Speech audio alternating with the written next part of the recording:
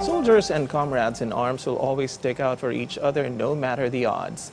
This was the message of several former AFP and PNP officials and officers to independent presidential candidate Senator Panfilo Lacson, whom they believe is the most qualified to lead the country. Eunice Amonte filed this report. Just like the story of the 300 Spartans who conquered thousands, this is how the generals see presidential candidate Senator Panfilo Lacson being beaten by the opponents but will never retreat despite being last in the surveys. With his years of experience in law enforcement and lawmaking, Lacson is the best leader for the generals expressing their support.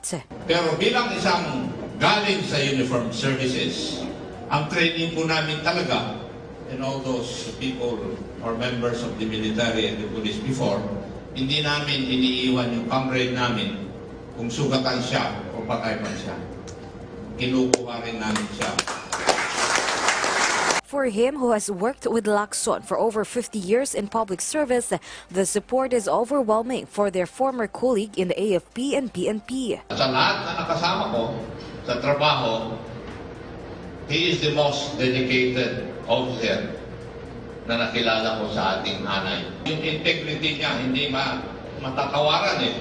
Acop said this was their plan after Lacson resigned from Partido Reforma, which former House Speaker Pantaleon Alvarez chairs.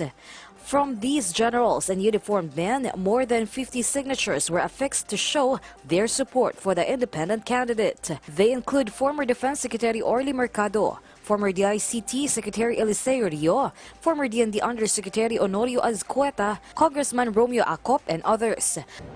Dapat magising na ang bayan natin. Si Senador Ping Lacson, maganda ang kanyang hangarin. Alam na natin ang kanyang record. Lacson is scheduled to attend the COMELEC debates this Sunday, while his running mate Senate President Vicente Soto III will be in Cebu for their grand rally this weekend with the NPC, which has not yet announced their presidential bet.